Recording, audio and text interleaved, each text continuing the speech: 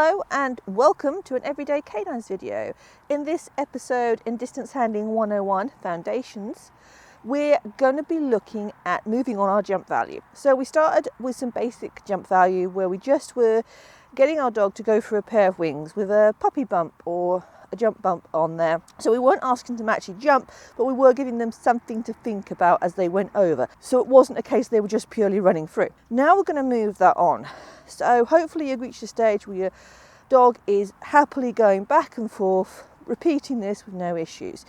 Now we want to test to find out if they actually understand the concept of what they're doing. There's two things that can happen. Either the dog does understand that what is earning the reward is going through the wings, or they just understand that running back and forwards and past in front of you earns the reward. And it just happens that this thing is here preventing them going closer. So what we're going to do is we're going to start opening up a gap. And as we open that gap, we give an option for the dog to cut across in front of us and take what is effectively the easier route rather than go across the jump. Certainly as we get further and further back, this becomes the easy option. If the dog thinks in its head or understands that what is earning me the reward is just running past my handler. So we're going to test this. Now with any luck, the dog's got so much value for doing this behaviour, it won't even worry them at all when we start moving back. We may get a couple of mistakes. Hopefully it won't be much, and if you get one mistake, they'll correct really easily. Now, if the dog does make a mistake, all we're going to do is we're going to wait. So if the dog cuts in front of us, we'll wait and we'll see if they make their own decision to go back, because that's shaping. If they repeatedly fail and they keep coming in front of us, we will then go forward again, remind them, and then come back. And we don't need to go very far back to begin with. It might be as little as, this is probably that much, 10 centimetres? Just to open up that option and to build in that bit of distance and ultimately work further and further back. Now there is a limit to how far we can go with this exercise because there's a limit to our throwing range, and that will vary from person to person. There will come a point as we're doing this exercise that when we throw, instead of our reward landing nicely there, our reward will land out slightly in a curve just because limitations of where we throw. That in itself will help test the dog because the dog's line will no longer be immediately straight over the puppy bump through the wings. They will actually have to choose to curve and take the jump a bit.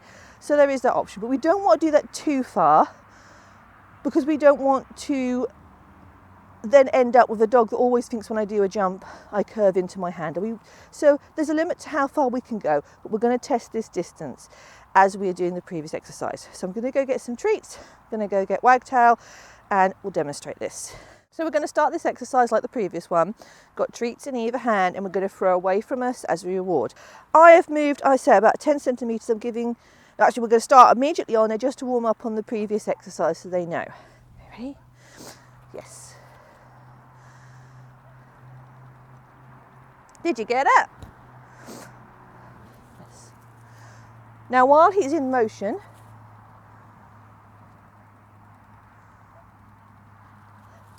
I'm going to take a little step back. Yes. So he's already in the flow. Another step back, and I'm going to have to get some more treats. Okay, wait there, Max. So that was just simple. Just took a little step back so that for him, not a lot is changing at this stage. I had to reset. That's fine. I'm now further away. Now, if you were resetting and you were just starting this, Wags, come here, please. You would probably then go back and start again, but only for 1 or 2 attempts. Then you're going to start with that distance already. Okay, so we can start them like this. Once they get used to the idea, you might not even have to do that because they actually know what they're doing. Yes. You missed it. Get it. Wags is absolutely rubbish. Yes. At finding the treat. Yes. Yes. I have to throw lower for him. Yes. And make sure he really sees it. Yes. Okay. Yes. Right. So once you're getting that, I think you can probably think what we're going to do. If you're following these other exercises, you know how we're going to do this. We're going to just keep adding in that distance. And initially, as I say, we're going to do this by building up on what we've already got existing. So we'll start closer, then we'll work back. So start closer. Yes. Move back.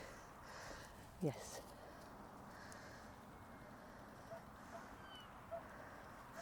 Yes. Move back. Yes.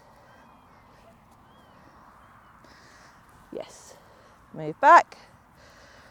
Yes. Yes. Move back. Yes. Yes. Yes. So he's doing this lovely. I'm now back considerable distance and he's not cutting in. This was not how he did. Good boy. Yes. This was not how it went originally. Yes. You missed it. It's there. There it is. Look at it. He did make mistakes, but he's got so used to this game that we don't make mistakes. So that's really good. You're going to do these sessions and say that was the end of your session you got to here. So this is what, maybe 2 meters away. What you would do is you'd pick a spot halfway between that, so you wouldn't be right on top, but you wouldn't be at your furthest distance to start on the next round. So you'd go 1 meter away, okay? And you'd go from there and then you'd work back again. And you would do that. And then finally you'd reach the distance where, I mean, at this point, this is probably getting to the extent of my ability to throw, which about 3 meters, maybe 3.5. Once you're getting this and you're able to do this successfully with no mistakes, the next time you do a session, rather than starting halfway between your two goals, so you're not right on top but you're not your furthest, you're going to try starting at your furthest. And you're going to see if your dog will pick to do that.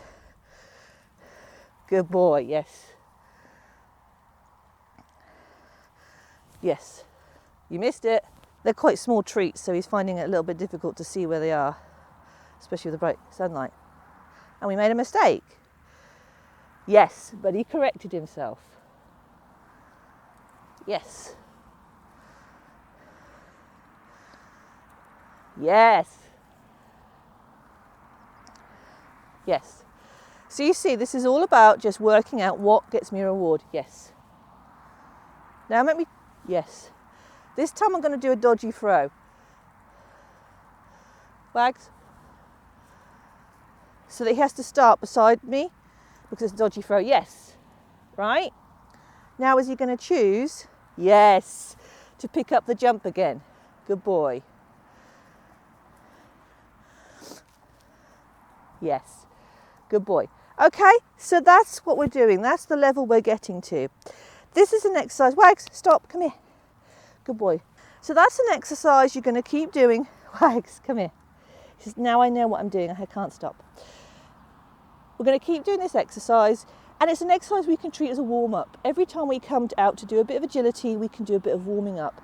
And this keeps building up that notion of value for jumps. The jump is so rewarding to do that the dog is going to drive out and find those jumps wherever they are.